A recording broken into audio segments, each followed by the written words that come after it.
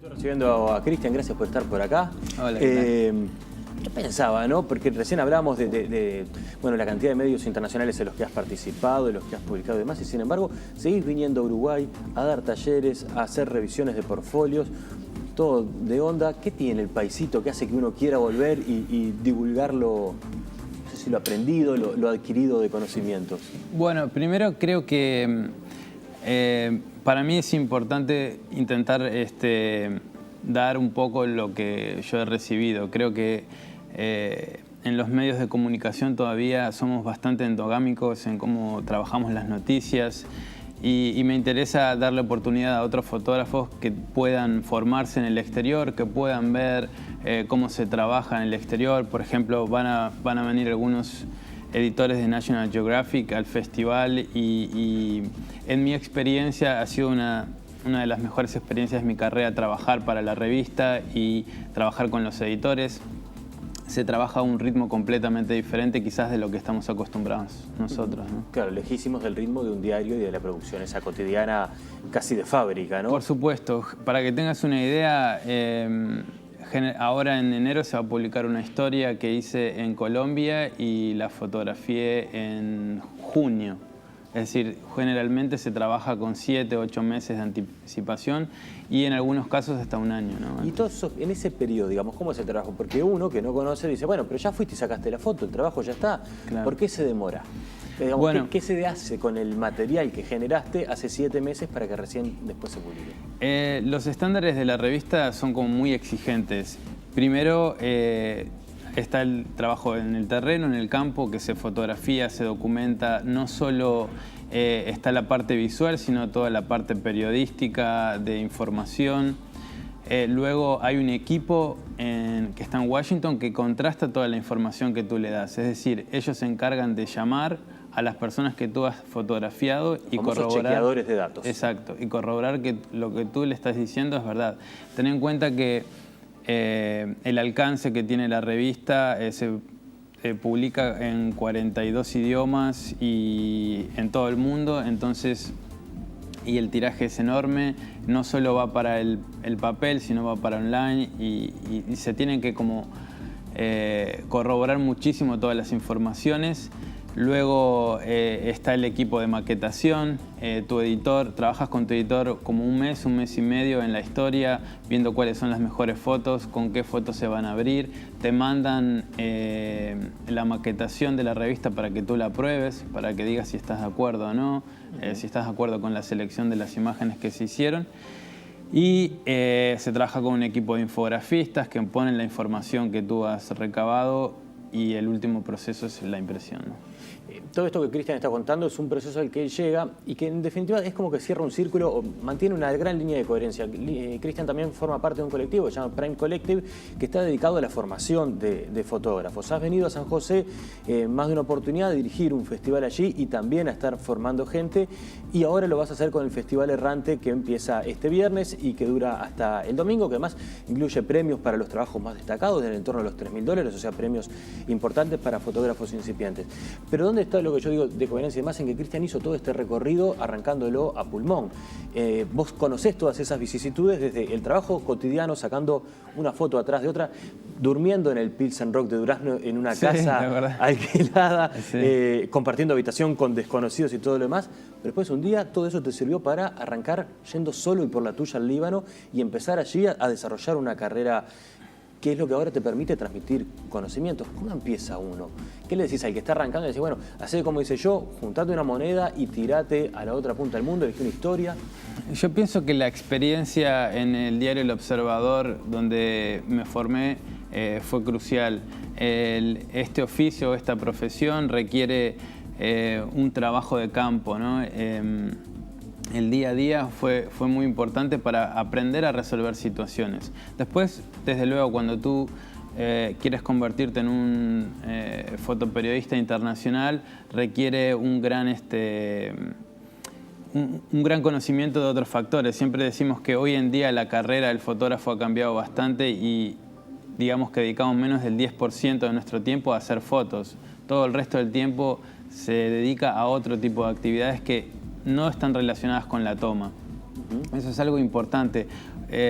Hoy en día los medios de comunicación a nivel global han sufrido un cambio muy grande y tal cual decía Darwin, no sobrevive ni el más inteligente ni el más fuerte, sino el que mejor se adapta a estos nuevos cambios. Que también es la nueva definición de inteligencia, ¿no? La inteligencia ya no es el IQ que se decía siempre, sino que es ahora la capacidad de adaptación. Exacto. Y hoy en día tenemos otras plataformas como Instagram que dan becas para los fotógrafos para trabajar. Tú puedes tener tu propio público en Instagram. Yo trabajo mucho con esta plataforma. Me consta, te sigo. Pueden ver en mi Instagram, que es Cristian, mi nombre con ch/foto. Colaboro con el Instagram de National Geographic, de Nat Geo Travel y otras cuentas que tengo un impacto mucho mayor que si publicara en un medio tradicional de comunicación. Claro, ¿no? te abre literalmente al mundo como que fuera todo el público potencialmente posible. Contábamos con Gabriela más temprano que tenés 2 proyectos de trabajo de largo aliento y quiero saber si lo vas a estar contando o mostrando ahora en el festival o no. Uno dedicado a las madres adolescentes o a la maternidad adolescente en América Latina y otro sobre realismo mágico en este continente. ¿Eso es parte de lo que vas a mostrar? ¿Cómo son esos proyectos? Bueno, te cuento. El Festival Errante es un festival internacional en el cual soy el creador y el director, que está apoyado por National Geographic Society. Ellos nos colaboran con editores, con profesionales que vienen a formar a los fotógrafos locales. Vamos a estar dando un premio de $10.000 a un proyecto ganador de un fotógrafo. Vienen de toda Latinoamérica y dentro de este festival van a haber charlas y conferencias. Yo voy a estar hablando principalmente de las nuevas plataformas de comunicación. Hablé recién de Instagram. También este año fui nombrado TED Fellow, que es como ser un becario de las charlas TED. Esto te da como muchísima visibilidad. Hace 6 semanas que se publicó mi charla en la página web y ya ha llegado a 1 millón de visualizaciones, y me han dado esta charla TED, esta beca TED por el proyecto de Teen Mom, que es un proyecto sobre embarazo adolescente en toda Latinoamérica, que llevo documentando la realidad de estas madres hace 6 años. Para mí es un proyecto muy importante porque tiene unas connotaciones muy personales y familiares, porque soy hijo de una madre adolescente y mi hermana fue madre adolescente.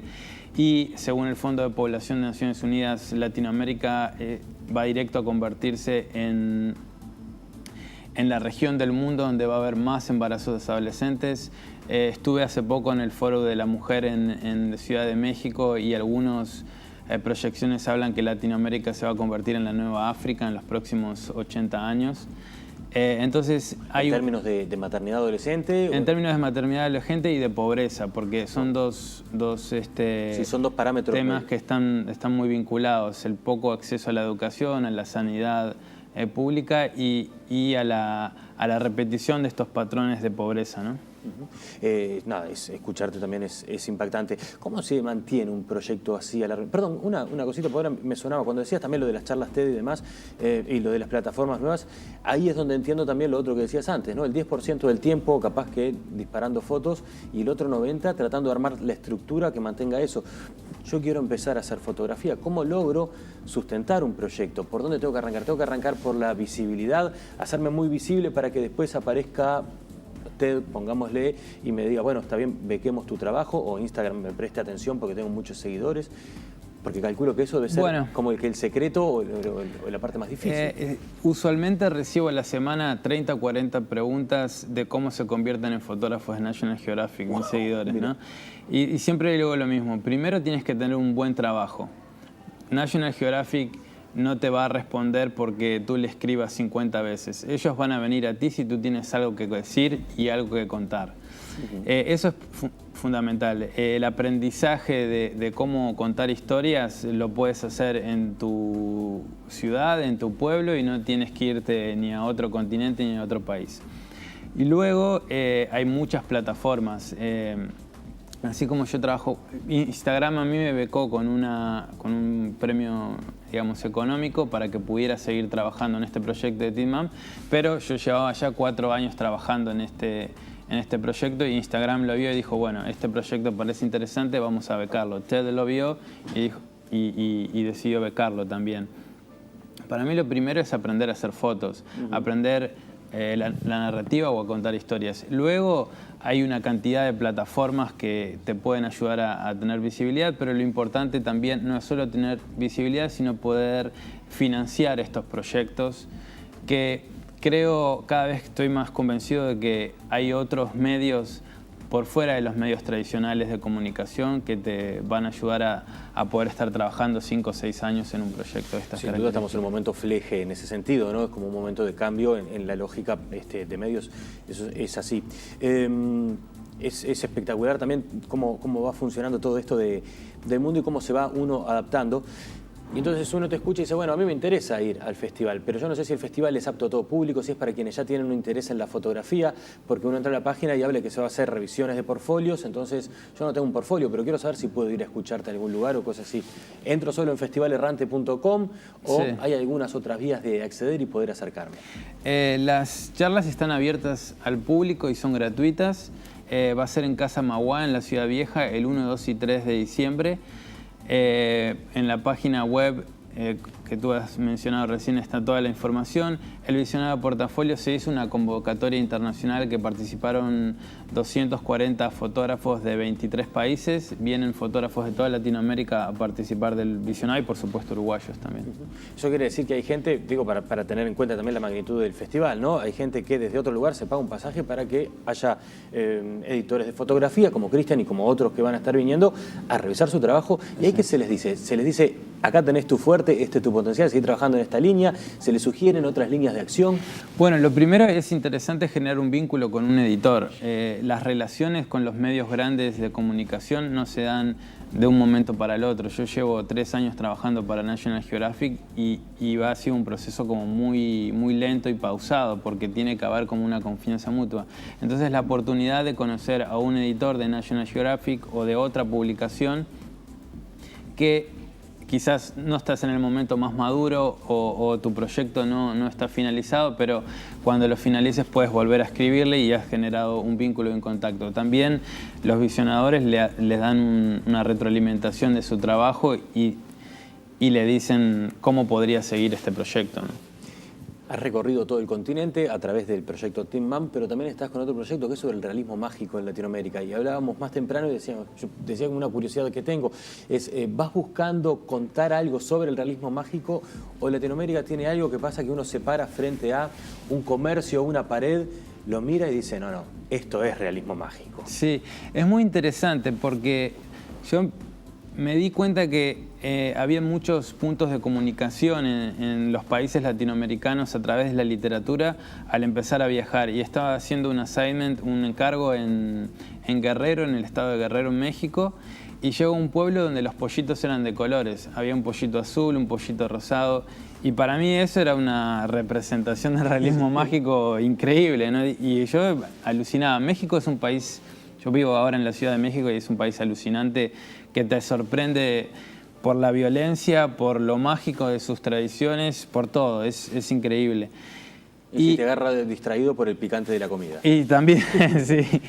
Y lo que empecé a darme cuenta que habían estos puntos de comunicación. Entonces empecé a empaparme mucho más de la literatura latinoamericana, sobre todo de la literatura de realismo mágico, sobre todo para tener textos o libros de autores. Sobre todo en México estoy muy metido con Laura Esquivel y Juan Rulfo. Y ellos me han hecho viajar de una manera diferente por los pueblos, porque cuando voy a un pueblo en México ya voy con alguna de esas historias en la cabeza o buscando algún personaje de Laura Esquivel, buscando a una tita o quién sabe. O sea que a uno de repente le queda como algo así como una especie de conciencia en segundo plano que te hace ver algo y se dispara y te dices esto, ¿no? Aunque estés pensando en otra cosa, te aparece. Estar más atento a esas cosas. Y hay un punto común que yo siempre digo, que le explico a otros latinoamericanos esta frase que nosotros tenemos, que es lo atamos con alambre, es de resolver con mucho ingenio situaciones que de otra manera no la podríamos resolver y con recursos mínimos. Eso es un patrón común en toda Latinoamérica, desde Ciudad Juárez hasta Tierra del Fuego. Bien, has publicado en el Guardian en Inglaterra, en la revista New Yorker en Estados Unidos, bueno, en Nat Geo ni que hablar, hemos compartido imágenes, además has hecho realización audiovisual y todo lo demás.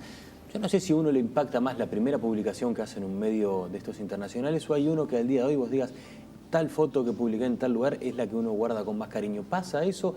¿Uno llega a encariñarse más con un proyecto, con una determinada publicación? ¿Tenés un mojón en tu vida que digas, este fue el momento en que hice un clic?